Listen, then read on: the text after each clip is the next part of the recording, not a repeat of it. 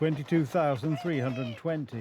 That is the number of assaults, murders, kidnappings and sexual crimes in the United States capital, Washington, D.C. The data is for last year alone. That is about 60 crimes per day. Donald Trump says enough is enough. It's becoming a situation of complete and total lawlessness. And we're getting rid of the slums, too. We have slums here. We're getting rid of them. I know it's not politically correct. You'll say, oh, so terrible. No, we're getting rid of the slums where they live. Caravans of mass youth rampage through city streets at all times of the day. There are ATVs, motorbikes. They travel pretty well. Entire neighborhoods are now under emergency curfews. This week, 800 National Guard troops are expected to appear on the streets of Washington. Earlier, 120 FBI agents were deployed to support the police. We've mobilized the D.C. National Guard. It'll be operationalized by the Secretary of the Army, Dan Driscoll, through the D.C. Guard. You will see them flowing into the streets of Washington in the coming week. At your direction as well, sir, there are other units we are prepared to bring in. Trump blames the city authorities for the high crime rate. This dire public safety crisis stems directly from the abject failures of the city's local leadership. The radical left city council adopted no cash bail. By the way, every place in the country where you have no cash bail,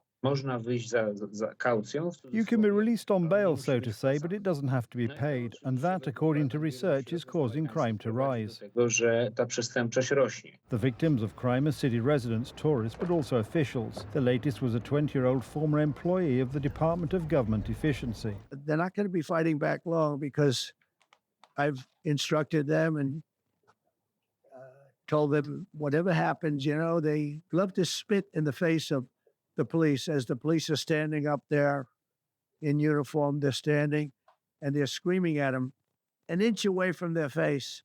And then they start spitting in their face.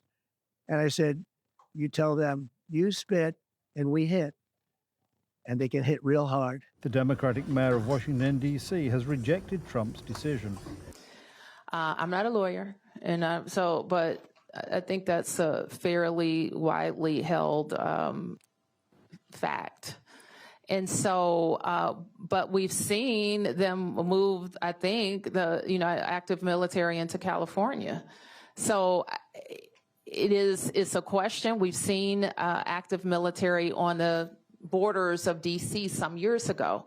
And we don't believe that our military should be used against American citizens. It is legal because the President of the United States has direct authority over the National Guard of the District of Columbia. He also has the right, if he submits it to Congress, to take over supervision of the police for up to 30 days.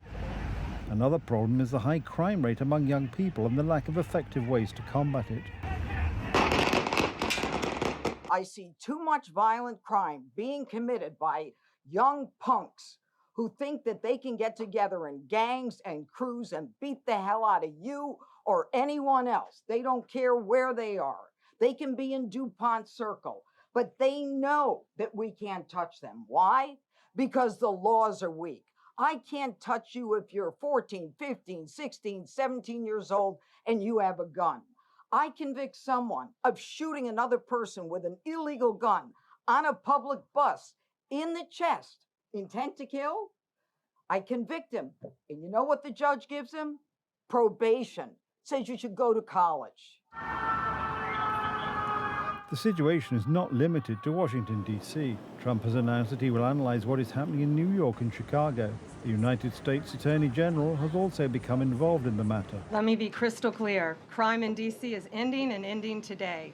We are going to use every power we have to fight criminals here. President, thank you for caring about our capital. Families come here every summer. Our museums are free. We have the National Zoo. We have the National Gallery. D.C. should be a place where everyone can come and feel safe. Behind me and to my side, we have some of the best career law enforcement and prosecutors in the country who are ready to take this on. Trump fears that if this process continues, the country's image will become like that of LA or San Francisco. Once beautiful cities, we all know what they are associated with today: images of homeless people, often camping on the streets. This is another step towards increasing the internal security of the United States. Earlier, Trump cracked down on the migration at the Mexican border. The effectiveness of this policy has been proven in practice. After 6 months of Donald Trump's rule, we have practically eliminated illegal crossings of the US-Mexican border. In June this year, they were literally zero. Trump is once again taking action despite few protests. 70% of Washington residents believe that the authorities should take more decisive action to improve the situation.